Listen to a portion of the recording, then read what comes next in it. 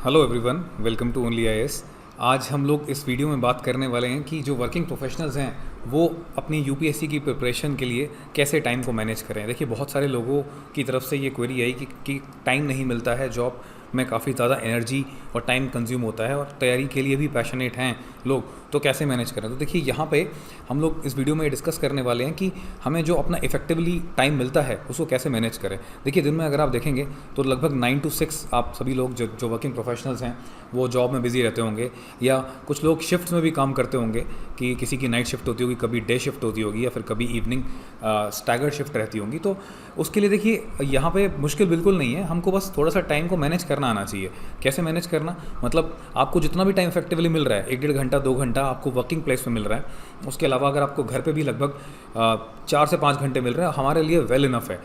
बस यहाँ पे हमें जो एक्स्ट्रा करना है वो इतना करना है कि जो भी अवेलेबल टाइम है ना, उसको इफेक्टिवली अपने यूसेज में लाना है। इफेक्टिवली यूसेज का मतलब क्या है कि जो भी आपके पास बचा हुआ समय है उसको बिल्कुल फ्रेश मूड से, एकदम अच्छे हेल्दी वे में हम कैसे अच्छे तरीके से एफिशिएंटली जो सब्जेक्ट्स यूपीएससी की प्रिपरेशन के लिए चाहिए होते हैं उनमें यूटिलाइज़ कर लें। तो देखिए, अभी इस वीडियो में हम ये बात स्टार्ट करते हैं। तो यहाँ पे देखिए क्या है कि अपने टाइम को मैनेज करने से पहले हमें पता होना चाहिए कि टाइम में करना क्या है। तो उसके लिए सबसे इंपॉर्टेंट जो एक पिलर है, दैट इज़ हमने यहाँ पे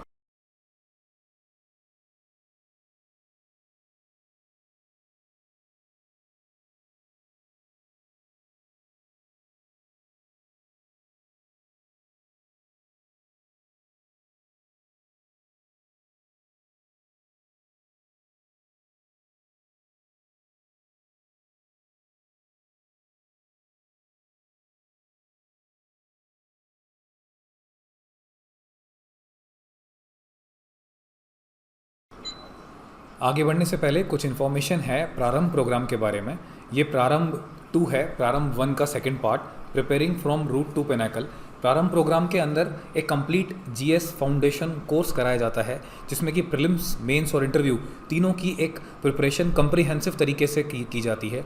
जिसमें कि अगर प्रीलिम्स की बात करें तो नंबर ऑफ़ वीडियो लेक्चर्स आपको मिलते हैं, साथ में पीपीटीज़ के, जो कि कम्प्रीहेंसिव सभी किताबों को कवर करते हैं उस सब्जेक्ट से रिलेटेड, और साथ ही साथ हर कॉन्सेप्ट को डिटेल्ड वे में एक्सप्लेन किया जाता है, और फॉलोड बाय जिसमें एक टेस्ट और गिवन स्टडी मटेरियल जो आपको मिलता है, जिसमें कि करंट अफेयर्स भी इन्वॉल्व रहते हैं उस पर्टिकुलर सब्जेक्ट के।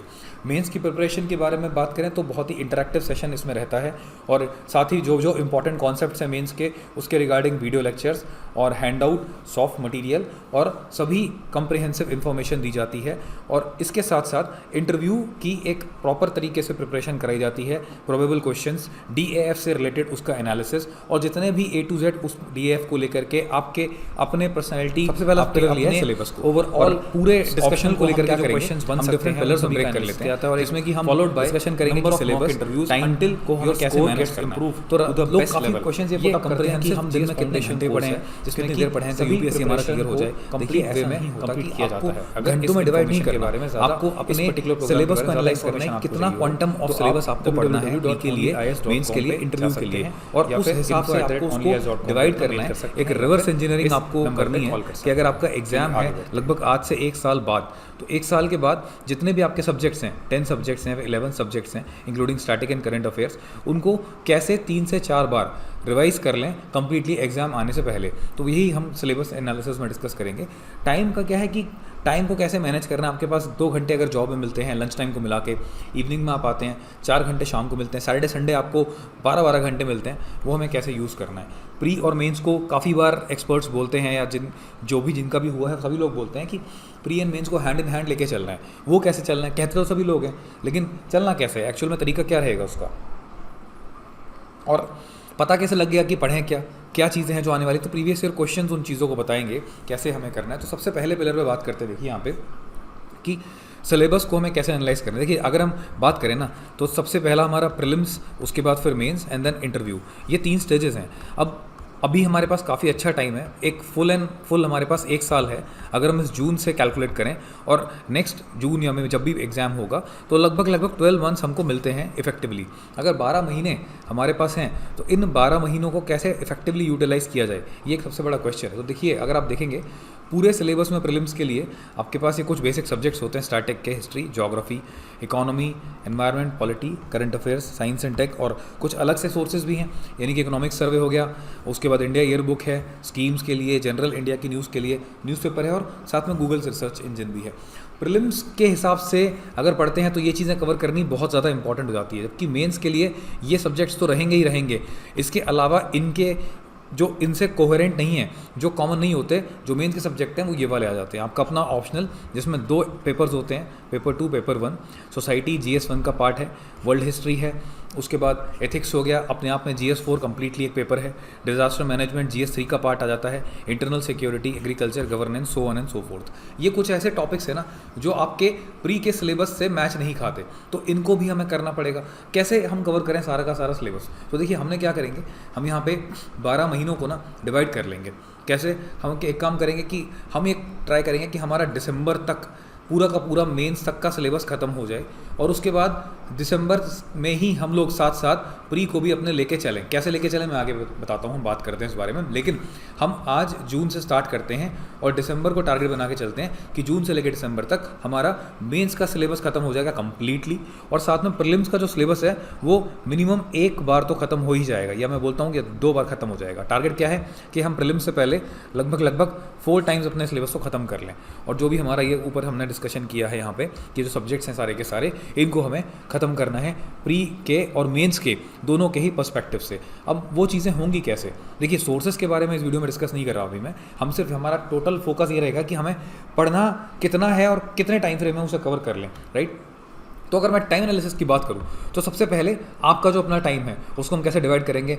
अगर मैं मान के चलें हम लोग कि जॉब का जो रूटीन है वो एकदम नॉर्मल है, तो इफेक्टिवली आप 6 से 7 घंटे काम करते हैं 9 घंटे की जॉब में, तो आप मान के चलिए लंच के कुछ टाइम को निकाल के और कुछ एक्स्ट्रा टाइम को निकाल के 2 घंटे आप अपने वर्क प्लेस पर निकाल लीजिए, और साथ में वर्क प्लेस से मान लीजिए 6 o'clock आप आते हैं घर पे इवनिंग में, या आप किसी भी शिफ्ट टाइम में आते हैं, तो वहाँ से कैलकुलेट करके चलिए 5 घंटे और। मान लीजिए अगर आपको 6 to 7 फ्रेश होना है, उसके बाद 7 o'clock से स्टार्ट करें तो अप टू 12, ठीक है, 12 बजे रात के, तो 5 घंटे आपको देने हैं। ये जो 5 आवर्स है ना, इन 5 आवर्स में ही आपको अपना पूरे दिन का चीज़ जर्नी कंप्लीट करनी है, और जो 2 घंटे जॉब में मिलेंगे यहाँ पे आपको या तो चीज़ें रिवाइज करनी है या फिर अपने करंट अफेयर्स को कंप्लीट करना है। अब देखिए यहाँ पे हम क्या करेंगे कि हम अपने सिलेबस को 4 भागों में डिवाइड कर लिया, 4 टाइम्स हम कवर करेंगे। अगर आप 4 टाइम्स कवर करते हैं तो लगभग 90 डेज यानी कि 3 मंथ्स आपको मिलेंगे सिलेबस कवर करने के लिए एक बार, और 90 दिन मिलेंगे तो डिवाइड बाय अगर 10 करें तो लगभग 9 डेज मिलेंगे एक सब्जेक्ट को। अगर एक सब्जेक्ट को 10 सब्जेक्ट हैं, एक सब्जेक्ट को 9 दिन मिलते हैं, तो उसमें हम क्या करते हैं कि 9 दिनों में अपना पूरा सब्जेक्ट खत्म करना है। पॉलिटी अगर पढ़ रहा है तो 9 डेज़ में, आर्ट एंड कल्चर पढ़ रहे हैं तो 6 डेज़ में, और मान लीजिए अगर हम पढ़ते हैं इकोनॉमी तो फिर से 8 डेज़ में। ऐसे करते करते 90 डेज़ में आपको कंप्लीटली सिलेबस अपना ख़त्म करना है। अनकॉमन सिलेबस को हम पहले ख़त्म करेंगे। तो देखिए अगर हम जून से स्टार्ट करते हैं तो अनकॉमन सिलेबस जो है, सोसाइटी हो गया, एथिक्स हो गया, उसके बाद इंटरनल सिक्योरिटी हो गया, उसको हम कोशिश करते हैं 2 से 3 महीनों में निपटाने की। उसके बाद हम कॉमन सिलेबस स्टार्ट कर देंगे, और अनकॉमन सिलेबस के साथ साथ हम करंट अफेयर्स को भी लेके चलेंगे। आपको रूटीन ऐसा बनाना है कि अगर दिन में आपको 6 से 7 घंटे मिल रहे हैं तो 2 घंटे आप अपना ऑप्शनल पढ़ेंगे, 1 घंटे आपको करंट अफेयर्स को देना है, और इसके अलावा अगर 1 घंटे बात करें तो आपको एक भी स्टैटिक सब्जेक्ट 1 घंटे या 2 घंटे भी हो सकते हैं वो, तो लगभग 5 घंटे आपके ये हो गए। और उसके बाद जो भी एक्स्ट्रा 2 घंटे आपको ऑफिस में मिलते हैं वो बोनस है, उसमें आपको जो भी GS का सब्जेक्ट है वो उसकी आंसर राइटिंग करनी है। कैसे करनी है हम उसके बारे में बात करते हैं अभी आगे चल के। देखिए सबसे पहले इंपॉर्टेंट ये फ्रेंड्स की आपको पढ़ें क्या, भाई मेंस के लिए हम क्या पढ़ेंगे, प्री के लिए हम क्या पढ़ेंगे। आपका सबसे बेस्ट जो इंडिकेटर है ना यहाँ पे वो प्रीवियस ईयर क्वेश्चन है। आप कुछ मत करिए, आप सिर्फ PYQs खरीदिए प्रीलिम्स के और मेंस के, या फिर बहुत सारी वेबसाइट पे या फिर बहुत सारे कोचिंग इंस्टीट्यूट ने दे रखे हैं। आप जब प्रीलिम्स के PYQs देखेंगे ना तो आपको समझ में आएगा कि क्वेश्चंस कहाँ से आ रहा है। क्वेश्चंस ज्योग्राफी में रिवर से बहुत ज़्यादा आ रहे हैं, साइक्लोन से आ रहे हैं, उसके बाद एग्रीकल्चर में क्रॉप से आ रहे हैं, मिनरल से क्वेश्चंस आते हैं। तो ये पार्ट्स हमको कवर करने हैं कौन से वाले टाइम में, जो हमारा 2 घंटे हम देंगे स्टैटिक वाले। सिमिलरली मॉडर्न में क्वेश्चंस कहाँ से आ रहे हैं, मॉडर्न में जो क्वेश्चंस आ रहे हैं मूवमेंट से क्वेश्चंस आ रहे हैं काफ़ी सारे, उसके बाद रुयतवारी महलवारी सिस्टम से, उसके बाद ब्रिटिश की फॉरेन पॉलिसी से क्वेश्चन आते हैं, वाइस रॉय से क्वेश्चन आ रहे हैं, प्री रिफॉर्म मूवमेंट से क्वेश्चन आते हैं, राजा Ram Mohan Roy, so and so fourth. उसके अलावा अगर देखें क्रोनोलॉजिकल ऑर्डर या फिर एक्ट से क्वेश्चन आते हैं, राइट। ये हमारा ओवरऑल पढ़ने का सोर्स हो जाएगा। और मेंस में बात करें, मेंस की तैयारी के लिए हमें पता कैसे लगेगा कैसे करनी है मेंस की तैयारी। भाई मेंस की तैयारी में अगर ज्योग्राफी में क्वेश्चन पूछता है साइक्लोन का, तो मेंस में पूछ लेता है नेमिंग ऑफ साइक्लोन। अगर ज्योग्राफी में पूछता है रिवर्स के बारे में, तो यहाँ पूछ लेता है interlinking of the reverse. Model में अगर प्री में पूछता है मूवमेंट के बारे में, तो यहाँ पे मूवमेंट को ओवरऑल एक बिग पिक्चर बना के पूछ लेता है। फॉर एग्जांपल कि 1900 के स्टार्टिंग से लेके 1900 के मिडिल तक क्या आइडियोलॉजिकल चेंजेस आते हैं फ्रीडम स्ट्रगल में, फ्रीडम मूवमेंट में, या फिर फॉरेनर्स का रोल क्या रहा है, या फिर वुमेन का रोल क्या रहा है, या फिर सिविल डिसोबीडियंस मूवमेंट एक ब्रेक थ्रू लेके आई, या फिर सभी सेक्शंस ने पार्टिसिपेट किया था, एक्सप्लेन। तो देखिए जो भी मेंस के आप PYQs देखेंगे ना, आपको रियलाइज़ होगा कि क्वेश्चंस वहीं से उठ के आ रहे हैं जो आपका प्रीलिम्स है, जो आपके प्रीलिम्स का सिलेबस है। एक और एग्जांपल लेते हैं, मान के चलिए पॉलिटी, ठीक है, आप लोग पॉलिटी पढ़ते हैं और पॉलिटी वाले सेक्शन में आपको क्लियर होता है कि देखिए अगर हम बात करें यहाँ पे पॉलिटी की, तो देखिए पॉलिटी में अगर आप पढ़ रहे हैं पार्लियामेंट, तो पार्लियामेंट का जो चैप्टर है ना पॉलिटी में, लगभग वो 33 से लेके 40 पेजेस में कंप्लीट हो जाता है। उसमें आप सब पढ़ लेंगे, स्पीकर, उसके बाद पार्लियामेंट के बिल्स कैसे पास होते हैं, कितने मोशंस होते हैं, कितने टाइप के आर्स होते हैं, क्या क्या रेजोल्यूशन होते हैं। लेकिन जब आप मेंस के लिए पढ़ेंगे तो क्वेश्चन पूछा हुआ है स्पीकर के बारे में, ठीक है, रोल ऑफ स्पीकर के बारे में, और कंपेयर किया हुआ है ब्रिटिशर्स का जो वहाँ पे स्पीकर कैसे रोल प्ले करता है उससे। तो आप कैसे पढ़ेंगे, आपका तरीका क्या होगा मेंस के लिए पढ़ने का, स्पीकर कॉन्स्टिट्यूशन में कौन से आर्टिकल के तहत आता है, उसके बाद कॉन्स्टिट्यूशन ने स्पीकर के फंक्शंस क्या क्या रखे हैं, उसके बाद स्पीकर के क्या क्या कॉन्ट्रोवर्सीज रही हैं इन द रिसेंट पास्ट, जो भी रीसेंट करंट अफेयर्स थे उसमें क्या क्या, for example Karnataka assembly case, for example Manipur assembly case, उसमें सुप्रीम कोर्ट ने क्या क्या रूलिंग्स दी हैं, कौन कौन सी कमिटीज़ को गठित किया गया था, उसके बाद क्या एक्चुअल में स्पीकर का रोल होना चाहिए, ब्रिटेन में स्पीकर कैसे काम करते हैं, क्या वो परमानेंट होते हैं, क्या वो पार्टी से रिज़ाइन कर देते हैं, उसके बाद आपका कंक्लूजन, आपका क्या कंक्लूजन है। तो ये आपका इंट्रोडक्शन हो गया कि ये आपकी मेन बॉडी हो गई आंसर की, and then this is your conclusion, आपका मेंस का एक आंसर खत्म हो गया, राइट। आगे बढ़ने से पहले कुछ इंपॉर्टेंट इन्फॉर्मेशन है IDMP के बारे में, यानी कि integrated daily MCQs mains answer writing program for UPSC 2023। इस प्रोग्राम के अंदर देखिए NCERT के कुछ टेस्ट और वीडियो लेक्चर्स आपको दिए जाएंगे, और साथ में ही क्योंकि मेंस आंसर राइटिंग भी है तो आपकी जो मेंस की कॉपीज़ रहेंगी उनका एवेल्यूएशन किया जाएगा, और साथ ही में उसमें फीडबैक दिया जाएगा कि क्या इंप्रूवमेंट्स हैं और कैसे अपने आंसर्स को आप अच्छा कर सकते हैं। जो भी मेंटर्स आपके पेपर चेक करेंगे वो आपके पेपर के बेसिस पे आपको फीडबैक देंगे, और 2 जूम के सेशंस रहेंगे उनके साथ हर महीने में। और अगर टेस्ट की बात करें तो उसमें 8 CSAT के टेस्ट रहेंगे प्रीलिम्स के लिए, और 6 टेस्ट रहेंगे essay के मेंस के लिए, और साथ ही साथ मटेरियल की फॉर्म में आपको 21 बुक्स दी जाएंगी सॉफ्ट कॉपीज़ की फॉर्म में, और साथ ही साथ कि कुछ वीकली जो बुकलेट्स रहेंगी मेंस के लिए जिसमें कि अपडेटेड इन्फॉर्मेशन होगी, और जो कंटेंट है जिसको आपको पढ़ना है वो भी रहेगा। और क्योंकि मेंस का इसमें एलिमेंट है तो मेंस की आंसर राइटिंग कंप्लीटली की जाएगी, डेली आंसर राइटिंग भी होगी, और साथ साथ डेली के बाद जो उनका क्रक्स रहेगा उसी बेसिस पे कुछ फुल लेंथ टेस्ट आपसे लिए जाएंगे। प्रीलिम्स भी है, उसमें डेली टेस्ट भी रहेंगे, और साथ साथ डेली टेस्ट के साथ साथ जो सब्जेक्ट के टेस्ट होंगे फुल लेंथ टेस्ट भी आपके लिए जाएंगे। और ये कंप्लीट प्रोग्राम के बारे में अगर किसी को कोई भी क्वेरी हो तो नीचे जो फ़ोन नंबर दिया हुआ है इस पर कॉल कर सकते हैं, और info@onlyis.com पे जा करके अपनी क्वेरीज डाल सकते हैं। चलिए अब बढ़ते हैं आगे। सिमिलरली कमिटीज़ के बारे में क्वेश्चन आया भाई, कमिटीज़ के बारे में तो प्री से भी क्वेश्चन बहुत सारे आते हैं। अगर आपने कमिटी ऑन पब्लिक अंडरटेकिंग है, एस्टिमेट्स कमेटी है, ठीक है, उन सब के बारे में आपने अच्छे से पढ़ लिया तो आप क्या करेंगे, आप पहले कमेटी को डिफाइन करेंगे, उसके बाद आप कमेटी के फंक्शंस देंगे, उसके बाद वो कमेटी कब आई थी, टाइमलाइन उसकी बताएंगे, उस कमेटी के रोल क्या है, उसके बाद उस कमेटी के अभी रिसेंटली कोई अगर उसके इश्यूज़ रहे हों कमिटीज़ के बारे में, और फाइनली आपका एंड में कंक्लूजन। तो आप ये पूरा आपका मेंस का आंसर हो जाएगा, दिस इज ए कम्प्लीटली और मेंस आंसर। तो यही तो है हैंड इन हैंड। लोग जनरली ये बोलते हैं आप हैंड इन हैंड तैयारी करिए, लोगों को सबसे बड़ी कन्फ्यूजन रहती है कि जी हम हैंड इन हैंड में करें क्या। हैंड इन हैंड में बेसिकली ऐसा नहीं है कि सिर्फ रीड करते जाना है, आपको रीड करने में इन्फॉर्मेशन ओवरलोड हो रही है, आपको उसको इन्फॉर्मेशन को वापस बाहर निकालना है, आपको उसको आउटपुट देना है इनपुट से ज़्यादा, ठीक है। फिर से एक छोटा सा मैं एग्जाम्पल दे देता हूँ। मान लीजिए आप लोग आर्ट एंड कल्चर पढ़ते हैं, आर्ट एंड कल्चर में आपने बहुत सारे स्टूपास के बारे में पढ़ा, आर्किटेक्चर के बारे में पढ़ा, लिटरेचर के बारे में आपने पढ़ा, बहुत सारी गुप्तास के टाइम पे बुक्स, मौर्यास के टाइम पे बुक्स, मुगल्स के टाइम पे बुक्स। तो अब क्वेश्चन आ जाता है मेंस में कि पर्शियन लिटरेरी जो रिसोर्सेज हैं उसके बारे में आप कमेंट करिए। अब पर्शियन लिटरेरी रिसोर्सेज में किताबुल हिंद के बारे में आपने पढ़ा होगा, बाबरनामा के बारे में आपने पढ़ा होगा, ठीक है, तुर्की बाबरी थी, ठीक है, उसके बाद पातशाह नामा था। तो ये सब चीज़ें जितनी भी बुक्स हैं, ये जितनी भी आप लिटरेरी रिसोर्सेज पढ़ रहे हैं, आप उसको एक A4 शीट में नोट कर डालिए ताकि आपकी मेंस की प्रिपरेशन भी वो हो जाती है, ठीक है। तो देखिए पॉइंट इतना सा है कि हैंड इन हैंड लेने का मतलब होता है कि आप अपने आंसर्स को लिखते भी रहें। अब ये तो बात हुई कि आपको पढ़ना क्या है। सिमिलरली एक स्टूडेंट ने मुझसे पूछा कि सर हम कैसे लेके चलें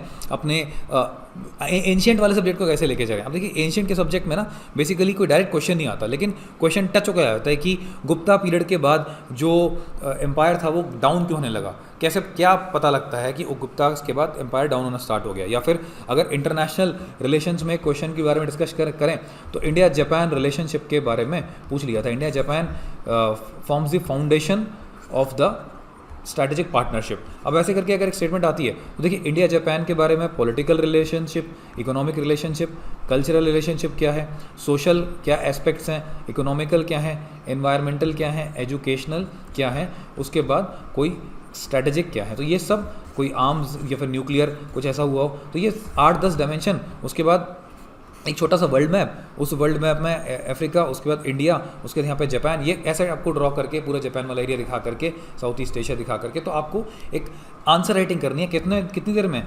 7.5 मिनट में, ठीक है। आपका इंडिया जापान जब आप पढ़ें आपको बिल्कुल इंडिया जापान दिमाग में बैठ जाना चाहिए कि आपको मैं जैसे ही बोलूँ 7.5 मिनट्स में आप इंडिया जापान की पूरी हिस्ट्री ज्योग्राफी अच्छे से खोल डालें, राइट। तो हमें एक शेड्यूल बनाना है जिसमें हमारे डेली गोल्स होंगे, हमारे उसमें वीकली गोल्स होंगे, डेली के साथ हमारे वीकली गोल्स होंगे, हमारे उसमें मंथली गोल्स होंगे, ठीक है, और हमारे उसमें 3 मंथ को हम बताइए हमें एक पर फुल जो सिलेबस है वो 3 महीने के पीरियड में ख़त्म करके बिल्कुल फिनिश ऑफ कर देना है। 100 दिनों में सिलेबस उड़ा देना है, ठीक है। तो लगभग 9 से 10 दीजिए एक सब्जेक्ट को, 100 डेज़ का एक सब्जेक्ट का एक इटरेशन लेके चलिए, ये रोज़ का प्लान बनाइए। अब क्वेश्चन ही आता है कि जी हमारे पास तो सर 5 घंटे ही हैं, 6 घंटे ही हैं, पढ़े क्या।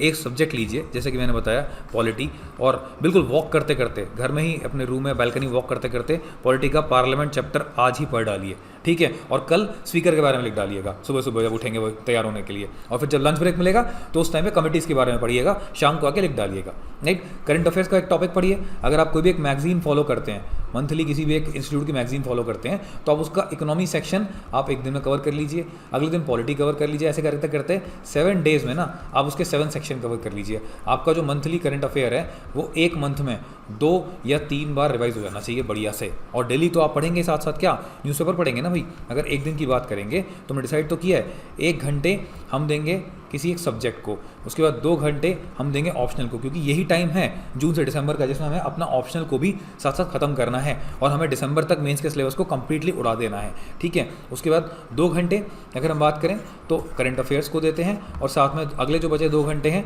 उसमें जो भी GS 1, 2, 3, 4 किसी भी एक पर्टिकुलर चीज़ को हमें देना है, जहाँ पर भी सपोज एथिक्स हम पढ़ेंगे या फिर हम ज्योग्राफी पढ़ेंगे।